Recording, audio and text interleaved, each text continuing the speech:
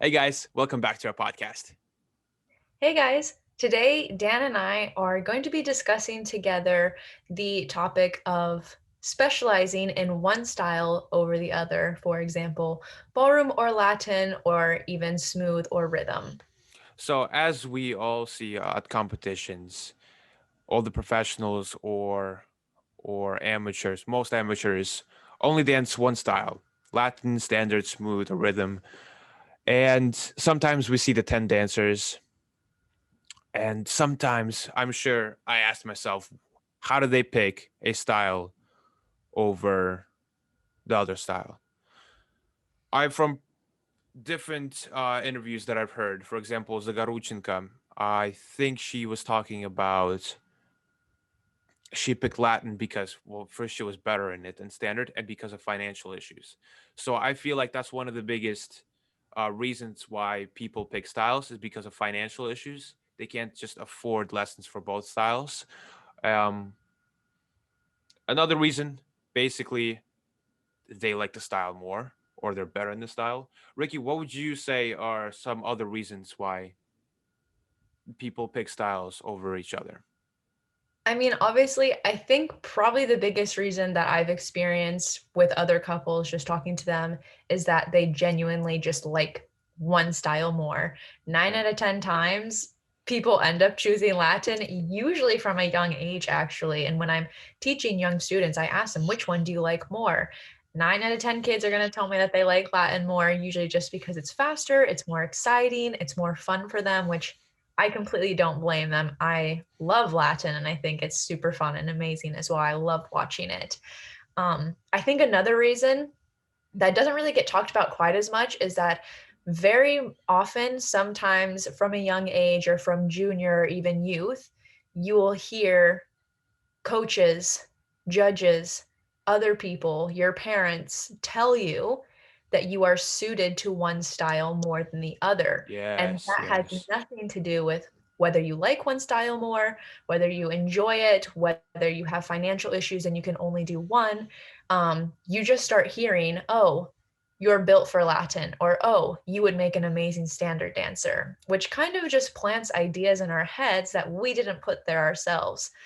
And that I think that's another reason why when kids hear that, especially if you're hearing it from a young age, they will start to believe that I can only be successful in Latin, or I can only be good in standard because I'm tall and skinny and I'm not short enough and have enough speed and inertia to be good at Latin.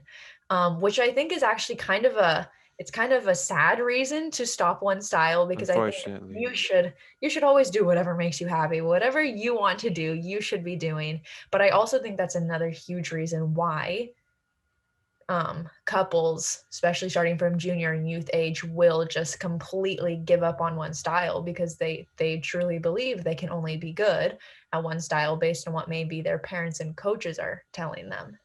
I personally also think that you should stay, if you're doing dance, stay in 10 dance as long as possible if you're not forced into a different style, because I just think you learn way more from 10 dance, just not even dance wise. As we talked about before, dance changes our lives, builds our characteristics and everything, builds our character, builds us as people, builds our mindsets. Latin and standard, in my opinion, have different mindsets. I have a different mindset for Latin and a different mindset for standard, and a different mindset for smooth. Completely different mindset. Now it doesn't even look like Latin or standards. Um, but would you say what's an age where it's so like okay to pick a style at? I mean, I think for me, I've always loved 10 dance. And if you asked me when I was junior one, even, which I want to say I was like 12, my mom would ask me, what do you want to do? What do you want to achieve in dancing? I would always tell her, I want to be the world 10 dance champion. Unfortunately, we don't really see a lot of examples of world 10 dance champions. If you look at decades ago, even from the Marcus and Karen era, all of them did both standard and Latin at a high level in amateur, which is actually, I think it's wonderful when you go back and watch those videos and you see Marcus and Karen Hilton dancing Latin together. on the one side, it's very amusing because you could even never imagine them dancing Latin, especially if you're more like our generation, you only know them for standard. Um, but it shows you that at that time, very, very high level dancers were still pursuing 10 dance. And I think as time passed, people only saw them at their end age. So if we're talking about Marcus and Karen, world champion, world professional ballroom champion, world professional Blackpool champion, however many times. Obviously, legends and icons. And as we're growing up, we just see them in that light and see them when they were only dancing standard. And we see in our time, Julia and Ricardo only dancing Latin. Our minds kind of process that, okay, we have to choose.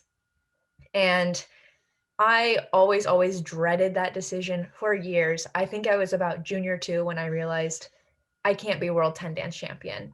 At this point, at this day and age, you either have to do Latin or standard because you cannot be the best at both because everybody has chosen, everybody has specialized. And when I was junior two, basically that was a very sad moment for me because I didn't want to stop doing either. Um, I like you said before, people would always tell me, do 10 dance as long as possible. But other people would tell me, I would go to a standard lesson, they would say, you are going to make an amazing standard dancer. You were built for standard. I would go to a Latin seminar or have a coach with a guest Latin coach, and they wouldn't even know that I dance standard. They would think that I've only been doing Latin for years and like, you're an amazing Latin dancer. I can't wait to see you at the top. And it's like in my back of my mind, I'm like, I don't even know if I'm going to choose to do Latin. Like, and then in the standard, it's like, oh, but I love Latin so much. I don't know what I'm supposed to do. So if we're talking about an appropriate age, I don't think there's any one age. I think when you discover one that you like more or one that you're naturally suited for, that you agree with, that you want to pursue, you can make that decision. If it were me and I had a couple, I would tell them stay in 10 dance as long as physically possible until you are unable to keep up with the results you would like to see in each category. A lot of time we see 10 dancers who love 10 dance and they're amazing at one style and they're not achieving even similar results in the other style. For me, that would be a problem. I would just see that and be like, okay, I'm going to do this style. Unfortunately for me, I would always be going back and forth. Great results in standard, then I would have great results in Latin. It would kind of be teetering, kind of depending on my partnership, my age, my experience. So it was very, very hard for me to choose one. But I think definitely when you get to amateur, the amateur level, you should have already chosen, and before amateur comes under 21. So I think, in my opinion, under 21 is probably the oldest age category I would go to let myself do 10 dance. When I was 16, I was dancing under 21 and amateur 10 dance. But then again, I wasn't 20 in my last year of under 21. I was 16. I still had quite a bit to go before I Yeah. hit that amateur only stage where I'm at right now. My partner's 21, so we can't dance under 21 anymore. We're full amateurs. So as of now, yes, I'm specializing just in one style, but I think under 21 youth, teetering under 21, you should have at least a strong idea and should probably realize that eventually you're going to need to make a decision because once you get to amateur, it is almost impossible to be the best at both styles on a national level or even a worldly level because your competitors are putting in the same amount of hours as you just into one style instead of two. Yes, something that I just remembered real quick. Some people have issues picking a style that they when they once they reach a point that they actually have to pick a style. They have issues because they realize how much money and time was spent on the other style, and they kind of feel bad for quitting that style. I think you have to realize Mhm. that if you don't pick a style, you're going to waste even more money and even more time. And you didn't really waste that money and time. You have that knowledge. You can teach now that Mhm. style. And I'm sure you've obtained some knowledge that you can use just in like again back in your life. So not really that money and time was not just thrown away when you pick one style. Mhm. you're still using that knowledge. You're still using that knowledge. You're still using um everything that you gain from there. Not everything, but some information. But yeah, that's Most. pretty much it. Yeah, So, I think that's a very good psychological point, which happens with a lot of dancers when you feel like you feel bad for stopping one style. I heard something in a YouTube video the other day that was like, you shouldn't continue to do something that is don't not want. not necessarily you don't want, because like in my case, I still wanted to do both, Okay. but I knew doing both could no longer help my life and my dancing career go in the direction that I want. Okay. You shouldn't keep doing that just because you spent so much time and energy doing it.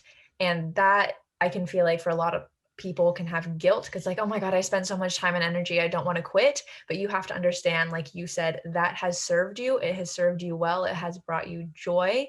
You have learned so much. And even though you're letting go of it, you have to understand that it's still part of you. It's not like it never happened. And you can still use everything you got out of it to help you in your future. Yes, most definitely. So that's pretty much it. I would say that's our views on the whole picking a style discussion and topic. Yeah, guys, let us know if you've already picked a style. Why did you pick that style, and when did you pick that style? Those two questions. So definitely let us know. Comments, DMs, and yeah, we'll see you guys next time. Thank you for listening. Bye, guys.